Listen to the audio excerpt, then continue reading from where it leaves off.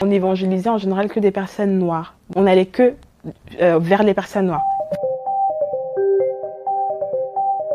On est dans une classe de 10. Il n'y a vraiment que 4 personnes qui sont vraiment des vrais étudiants. Les 6 autres, en fait, ça va être des anciens étudiants, des personnes qui vont faire des grands amen, waouh, à la fin du culte, qui vont partager leur réalisation devant tout le monde et tout.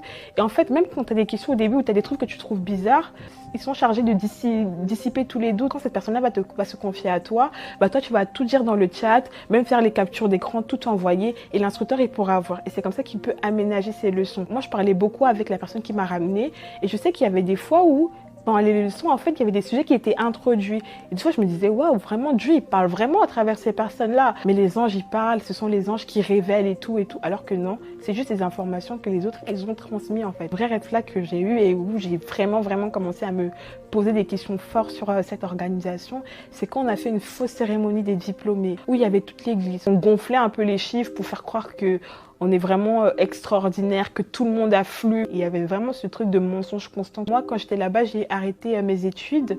J'ai coupé les ponts avec pas mal de personnes dans ma famille. Vous êtes vraiment qu'entre vous. Même quand tu penses à partir, en fait, tu penses à tous ceux qui sont à l'intérieur, tout ce à quoi et le fait que tu n'as plus rien, rien derrière toi. Et un soir comme ça, j'ai décidé de couper pendant un moment. Je tombe sur un documentaire qui parle de secte et tout. Le nom, c'était Au nom de Dieu, un documentaire coréen. Je commence à regarder le premier épisode. Et je pense que j'ai même pas fini l'épisode que je suis tombée en larmes. Je me suis effondrée. Je me suis rendu compte qu'on n'était pas spécial. J'ai vu qu'ailleurs, ils faisaient exactement la même chose que nous.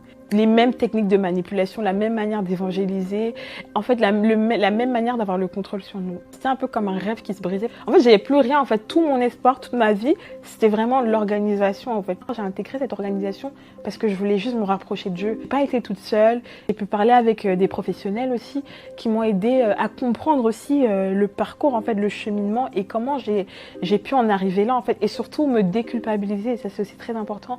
Me rendre compte, en fait, que tout le monde, et je dis bien tout le monde, est sujet à intégrer des sectes. Tout le monde.